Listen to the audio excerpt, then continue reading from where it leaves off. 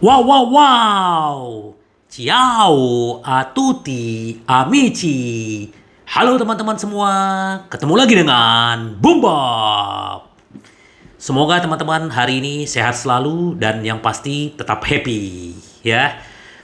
Oke, hari ini kebetulan malam ya. Gua mau bikin konten tentang preview nanti dini hari ya. Kita Inter ketemu dengan Cremonese ya. Dan terus sedikit gua juga mau update tentang bagaimana Lukaku, terus juga ada Skriniar ya. Jadi yang paling pertama gua mau share adalah yang mau gua bahas di sini adalah tentang Lukaku ya. Nah, ternyata Lukaku apa namanya? Dia cedera dan cederanya cukup panjang kayaknya ya. Bisa melewatkan nanti malam, terus ada lagi Derby Milan, terus Bayern Munchen, bahkan dia kemungkinan Oktober gitu loh. Tapi sebenarnya ada positifnya menurut gua ya, teman-teman. Menurut teman-teman gimana pendapat teman-teman? Apakah ini membahagiakan teman-teman atau gimana gitu loh. Karena gini ya, kalau gue melihat dari sisi positif terus ya. Kenapa gitu loh.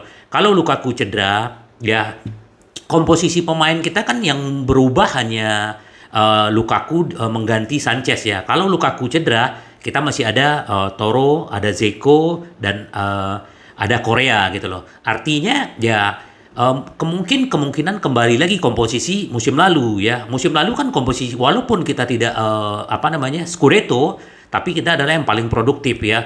Zeko, Toro. Nah, kalau Korea kan musim lalu kan kebanyakan cedera ya. Di musim ini dia kan udah mulai penampilan terbaiknya mungkin bisa. Nah, jadi ini sebenarnya dengan cederanya Lukaku positifnya apa? Pemain-pemain yang kemarin menjadi cadangan kayak Zeko sama Korea ini tinggal mereka membuktikan diri gitu loh. Nah, terus apakah dengan cederanya Lukaku, komposisi pemain yang ada sekarang, ini bisa nggak membuktikan diri? Kan itu yang paling penting. Nah, kalau mereka bisa membuktikan diri, artinya tanpa Lukaku pun kita bisa tetap gacor gitu loh. Memang dengan adanya Lukaku ini kan kekuatan kita bertambah. Cuman ya kemarin akhirnya Zeko dengan Korea kan selalu jadi cadangan karena mereka kayak Toro dengan Korea dengan Lukaku itu adalah pilihan utama gitu loh. Jadi bukan kita mendoakan si Lukaku cedera ya, kita doakan dia cepat sembuh supaya dia bisa membantu kita. Karena pertandingan akan banyak sekali teman-teman ya. Pertandingan-pertandingan berat sudah menunggu kita gitu loh. Artinya kita harus punya kesiapan. Nah, berita itu Lukaku ya. Kalau berita menggembirakannya ya Mkhitaryan kemarin udah mulai berlatih dengan tim. Nggak tahu apakah nanti malam dia akan main. Kayaknya sih nggak ya. Kayaknya Mkhitaryan akan disimpan untuk derby malam minggu ya. Malam minggu besok ya. Derby Milan. Nah, terus Skriniar. Nah, ternyata ada dari pelatihnya PSG menyatakan bahwa dia memang sudah lama memantau Skriniar. Nah, kata dia masih ada waktu 48 jam ya. Tapi kita nggak ada yang tahu. Tapi intinya Skriniar sih kemungkinan besar tidak akan dijual teman-teman. Jadi teman-teman don't worry ya. Memang Skriniar belum 100% ya karena sempat cedera terus sekarang lagi memulihkan kondisi ya. Kalau kita lihat kemarin waktu lawan Lazio kan si Skriniar juga keteteran sedikit ya di sebelah kanan. Nah, tapi nggak apa-apa. Nah, semoga Skriniar tetap bertahan dan pemain-pemain yang istilahnya yang ada sekarang jangan diganti gitu. Nah, berita yang mungkin yang kurang mengembirakan juga buat teman-teman, buat gua sendiri, gua sih kemarin udah baca di Sempre Inter, terus juga ada gua baca juga di IG-nya Inter bahwa Acerbi itu kan minggu lalu kan sudah oke ya deal, kemungkinan kan kemarin istilahnya medical check up di Inter, ternyata itu di hall sama si Zhang gitu loh. Karena Zhang pak maunya si siapa Sachaido ya, Salcedo ya, Salcedo sama si siapa Agome belum keluar gitu loh, belum dipinjamkan gitu. Artinya kalau nambah lagi Acerbi itu akan nambah pengeluaran gaji lagi gitu loh. Ya, teman-teman itulah sebenarnya itulah nggak enaknya miskin ya teman-teman ya. Artinya ya serba susah ya beli pemain yang dipinjam dengan secara gratis untuk ngegajinya aja kita keteteran gitu loh. Karena memang seperti itulah sebenarnya situasinya Inter.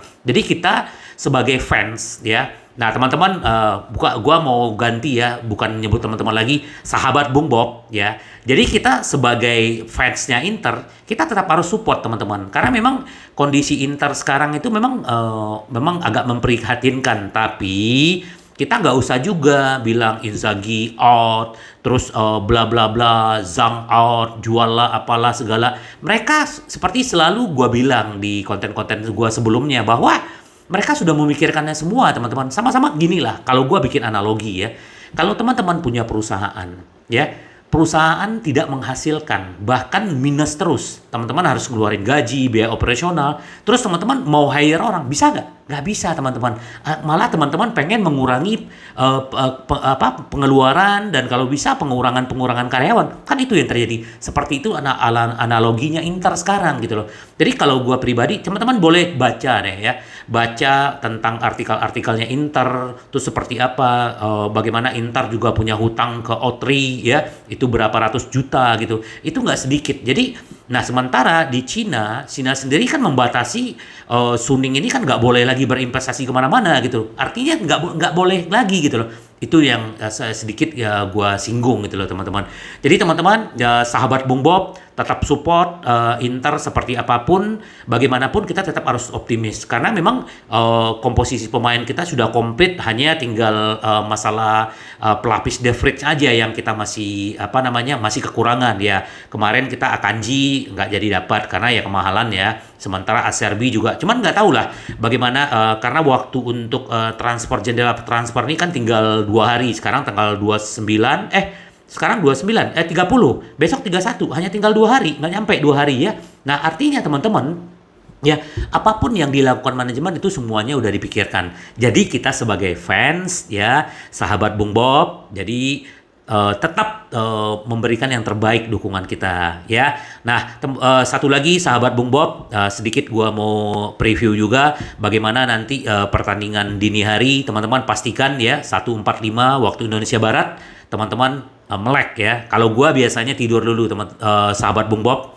Jadi gua 1:30 bangun, nah segar lagi gitu loh. Jadi artinya kalau melihat komposisi ini kan kemungkinan besar ya nanti Onana bisa debut sama Aslani. Aslani kemungkinan dia menggantikan Brozo, mungkin Brozo masuk di babak kedua, nggak tahu ini kemungkinannya. Gosen juga akan diberi kesempatan. Gua baca di Sempre Inter tadi bahwa Gosen akan diberi kesempatan untuk mengisi sayap kiri gitu loh. Dari sayap kanan kemungkinan Darmian dulu baru Dumfries. Cuman nggak tahu ya seperti apa nantinya.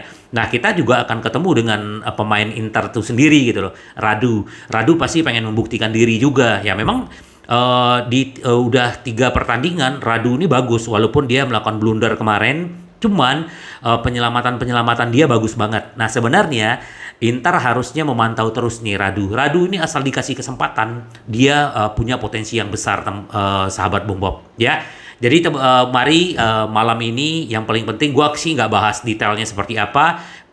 Yang gua pengen Cremonese itu strikernya yang perlu diwaspadai adalah Okereke ya.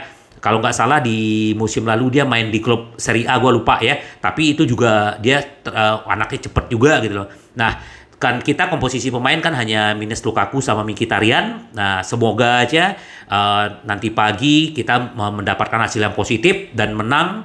Nah memang artinya di Serie A ini nggak ada yang mudah ya. Walaupun kita ketemu dengan klub-klub yang papan bawah, kita nggak boleh anggap enteng ya. Jadi intinya semua pertandingan itu semuanya serius karena mereka juga pengen menang, mereka pengen bertahan atau mereka setidak-tidaknya mereka tidak kalah gitu ya.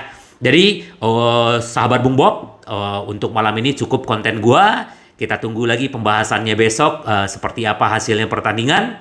Oke, sahabat Bung Bob, sampai ketemu lagi dengan Bung Bob. Bye bye. Ci vediamo.